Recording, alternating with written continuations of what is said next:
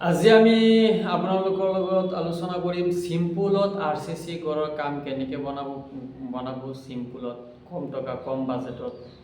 চিম্পুলত যদি RCC ঘৰ যদি বনায় আপোনালোকে G+1 দিয়ে 2 তলা ফাউণ্ডেশ্যন দিয়ে, তেতিয়াহ'লে আপোনালোকে 4 ফুট বাই 4 ফুট জালি দিব। আৰু যদি আপোনালোকে এক পাটৰ ঘৰ বনায়, ধৰি লওক বহুত জেগাত আছে আপোনাৰ ঠেক মাটি, এটা পাটৰ ঘৰ বনাব লাগে, মানে দুটা হাৰি ফুটা হ'ব। এনেকুৱা যদি আপোনালোকে ঘৰ বনায় তেতিয়াহ'লে 2 তলাৰ ওপৰত আপোনালোকে ফাউণ্ডেশ্যন দিব নোৱাৰে। 2 তলাৰ ওপৰত ফাউণ্ডেশ্যন দিব পাৰিব, কিন্তু বাজেট বহুত লাগিব। যদি কম বাজেট আছে তেতিয়াহ'লে আপোনালোকে 2 তলা ফাউণ্ডেশ্যন দি ঘৰৰ কাম কৰিব। বিল্ডিং আপোনাৰ যিমানেই ওখ হয় সিমানেই আপোনাৰ মানে বয় থাকে। বহল হ'লে বয় নহয়, ঠেক বিল্ডিঙত বয় হয়, ওখ হ'লেই বয়। যেই নহওক, যদি আপোনালোকে G+1 দুটা স্তৰৰ ফাউণ্ডেশ্যন দি পেলাই যদি আপোনালোকে ঘৰখন বনায়, তেতিয়াহ'লে মোৰ হিচাপত আপোনালোকে যদি 16 mm 4ডাল ৰড দিয়ে, 12 2ডাল ৰড দিয়ে, আৰু যদি আপোনালোকে কয় যে 6 mm ৰিং, যিটো আমি কয়েল বুলি কওঁ, 6 mm কয়েলটো দি যদি আপোনালোকে ৰিং বনাব পাৰিব। আৰু যদি কয় যে নহয় আমি আৰু অলপ ভাল কৰিব বিচাৰোঁ, মজবুত কৰিব বিচাৰোঁ, তেতিয়াহ'লে আপোনালোকে এটা কাম কৰিব পাৰে। এটা ৰিং আপোনাৰ 6 mm দিব পাৰে, এটা ৰিং আপোনাৰ 8 mm দিব পাৰে।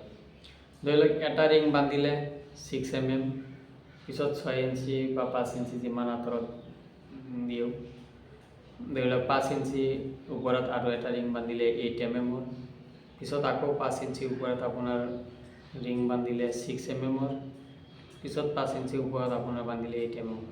মানে এটা 6 mm, এটা 8 mm এনেকৈ বান্ধিব পাৰে। এতিয়া আপোনাৰ 8 mm যিমানটো জোৰ হয়, এটা দি এটা এৰি পেলাই দিয়ে, সিমানটোৱেই জোৰ হ'ব। খৰচটো কমি যাব।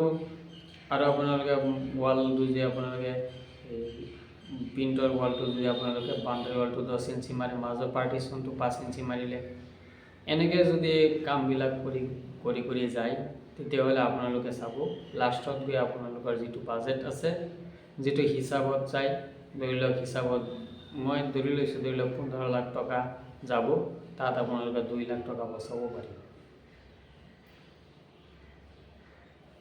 আৰু যদি কয় যে আমি চাদৰত অলপ কমাই দিব পাৰিব, চাদৰত কমাব পাৰে, কিন্তু ইয়াতো এটা কথা আছে।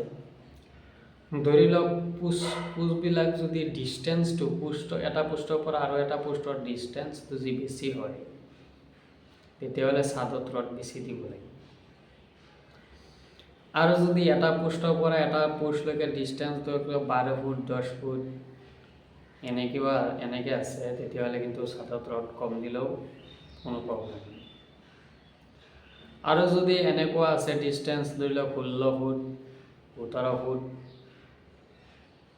15 16 18, এনেকুৱা যদি ডিষ্টেঞ্চৰ থাকে এটা পোষ্ট পৰা আৰু এটা পোষ্ট, তেতিয়াহ'লে কিন্তু চাদত যিমানটো বান্ডিঙত ৰড লাগে গোটেই ৰড আপোনালোকে দিবলৈ দিব, নহ'লে আপোনালোকৰ প্ৰব্লেম হ'ব। চাদটো এনে কঁপিব, মানুহ খোজকাঢ়ি গ'লে কঁপি থাকিব, মানে কঁপিব, স্প্ৰিং কৰিব, সেইটো কাৰণে অলপ কঁপি থাকিব। খোজকাঢ়িলে আপোনালোকৰ লাগিব যে চাদ কঁপি আছে, এনেকুৱা লাগিব। আৰু যদি চাদত যদি ৰডটো হিচাপৰ মতে দিয়ে, ধৰি লওক যিমানটো লেং আছে ইমানটো লেং থাকিলে, ডিষ্টেঞ্চটো যদি কলমৰ বেছি থাকে, কিমান ৰড লাগিব, তেনেকুৱা যদি হিচাপত ৰড দিয়ে, তেতিয়াহ'লে এইটোৱে নকঁপে। এনে অলপ চলপটো এনে কঁপিবই, মানে বেছি নকঁপে। আপোনাৰ চাব চিৰি, বহুত মিস্ত্ৰী আছে চিৰি বনায়, চিৰিত উঠিলে আপোনাৰ তাত লাগিব কঁপি আছে, ভয় লাগিব। মই যিবিলাক চিৰি বনাওঁ, চিৰিৰ লেংথ যদি বেছি থাকে তেতিয়াহ'লে মই আপোনাৰ তলৰ যিটো জালি থাকে সেইটো 12 mm দি দিওঁ। আৰু যদি চাওঁ যে নহয় চিৰি ইমান লেংথ কম আছে তেতিয়াহ'লে আপোনাৰ 10 mm ৰড দি পেলাই চিৰি বনাই দিম, কোনো অসুবিধা নহয়। আৰু যদি চিৰিৰ লেংথটো দীঘলীয়া চিৰি থাকে, কিছুমান ডাঙৰ বিল্ডিঙত আপোনাৰ মানুহ যে উঠোতে কষ্ট নহয়, এটা ষ্টেপৰ পৰা আৰু এটা ষ্টেপ ওখটো থাকে 5 ইঞ্চি, বহল থাকে 1 ফুট, 5 ইঞ্চি হাইটটো থাকে 5 ইঞ্চি আৰু ষ্টেপৰ বহলটো থাকে 1 ফুট 12 ইঞ্চি, এনেকুৱা যদি থাকে তেতিয়াহ'লে আপোনাৰ চিৰিটোৰ লেংথটো বেছি লাগিব। আৰু লেংথটো বেছি হ'লে যদি ইয়াত আপোনাৰ ৰডটো কম দিয়ে, 3 চোকা দিয়ে, তেতিয়াহ'লে আপোনাৰ চিৰি কঁপি থাকিব। যেই নহওক আজিৰ ভিডিঅ'টো মই ইমানতে শেষ কৰিছোঁ। RCCৰ বিষয়ে কিবা সুধিবলগীয়া হ'লে কমেণ্টত সুধিব পাৰে। আজিৰ ভিডিঅ'টো ইমানতে শেষ কৰোঁ। জয় আই অসম।